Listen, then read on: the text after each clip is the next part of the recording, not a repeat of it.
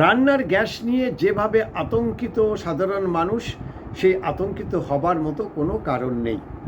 যুদ্ধের কারণে এই সাময়িকভাবে একটা চাহিদা তৈরি হয়েছে, তবে রান্নার গ্যাসে এই মুহূর্তে আতঙ্কিত হওয়ার মতো কিছু নেই। কিন্তু সেখানেও কিছুটা হলেও নিয়ন্ত্রণ করছেন সরকার।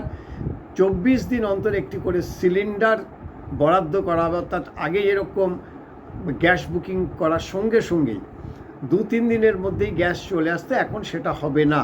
সেক্ষেত্রে সরকার এই গ্যাসের সাপ্লাইয়ের ক্ষেত্রে কিছুটা নিয়ন্ত্রণ করেছে।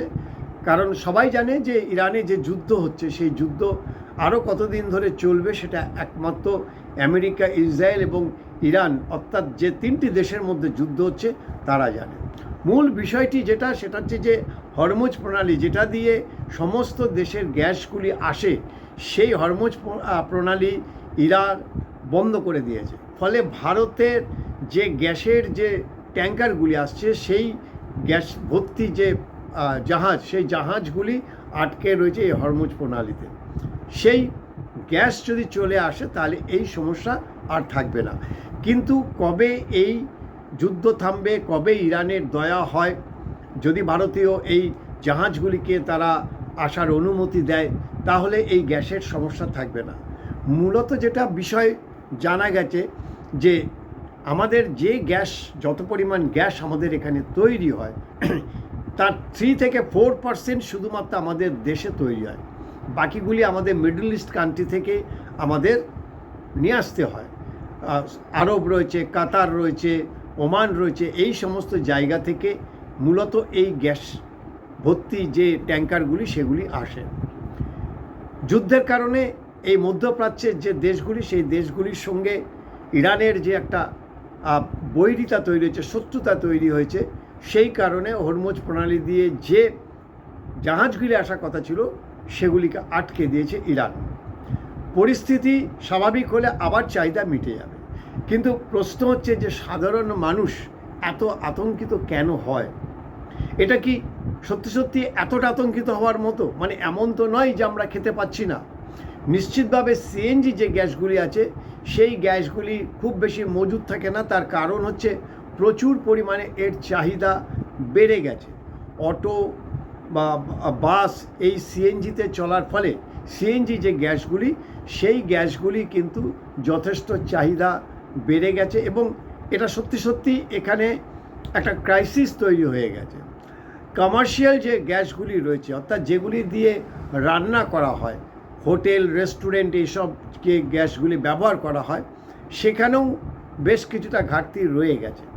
মূলত সরকারের যে মজুদ থাকার কথা, সেই মজুদ যে কোনো কারণেই হোক সরকার সেটা করতে পারেনি। কেন্দ্র সরকারের কাছে হয়তো এই ধরনের কোনো ইনফরমেশন ছিল না যে হঠাৎ এরকম যুদ্ধ হয়ে যাবে এবং ইরান এরকম একটা ভয়ঙ্কর একটা সিদ্ধান্ত নেবে।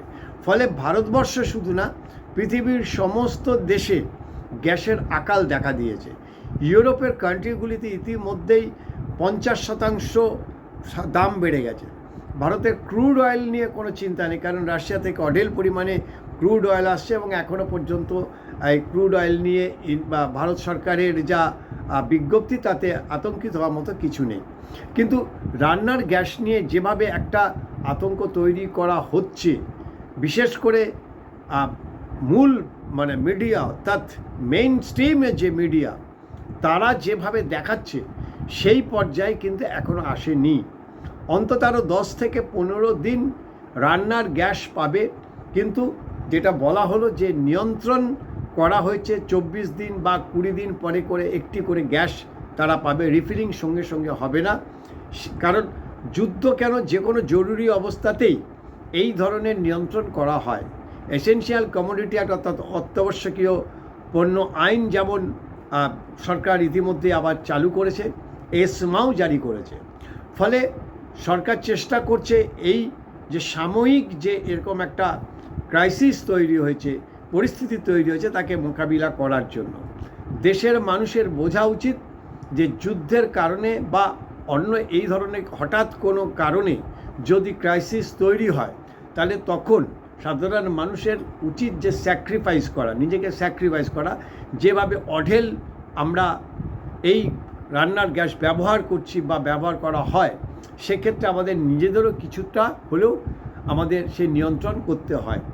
এখন পরিস্থিতি এমন যে যুদ্ধ কতদিন ধরে চলবে, কবে থামবে, তার উপরে নির্ভর করছে ভারত সহ সারা পৃথিবীর সমস্ত দেশগুলির গ্যাস সাপ্লাই এবং ক্রুড অয়েল সাপ্লাই। একমাত্র চীন এবং রাশিয়া বাদ দিলে প্রত্যেকটি দেশে এই চাহিদা কিন্তু আস্তে আস্তে করে বাড়ছে। খোদ আমেরিকাতে এই গ্যাসের এবং ক্রুড অয়েলের চাহিদা মারাত্মকভাবে বেড়ে গেছে, কারণ মধ্যপ্রাচ্য দিয়ে যে তেলগুলি বা গ্যাসগুলি আসার কথা, সেগুলি নিয়ে এখন ইরানের সঙ্গে যুদ্ধ, এবং ইরান এই সাপ্লাই লাইনটা আপাতত বন্ধ রেখেছে। ফলে যতদিন না যুদ্ধ বন্ধ হচ্ছে ততদিন এই ক্রাইসিসটা থাকবে। তবে আসার কথা যে ইতিমধ্যেই দুটো দেশের সঙ্গে এই গ্যাস নিয়ে ভারত সরকার তারা মৌ চুক্তি করেছে, কিন্তু সেটা কার্যকরী হতে গেলেও বেশ কিছুটা সময় চলে যাবে। ফলে এই সময়টা কিভাবে সরকার তাকে মোকাবিলা করে সেটা যেমন দেখার বিষয় রয়েছে, তেমনি পাশাপাশি আমাদের সাধারণ মানুষ, দেশের নাগরিককেও এই সময় কিছুটা হলেও নিজেদেরকে সংযত রেখে নিজেদের যে খরচ আমরা করছি বা আমাদের যে ব্যবহার, সে ব্যবহারকে নিয়ন্ত্রণ করে পরিস্থিতিকে মোকাবিলা করা এবং দেশের সরকারের সঙ্গে সহযোগিতা করে এই পরিস্থিতিকে কিভাবে বেরিয়ে আসা যায় তার চেষ্টা করা।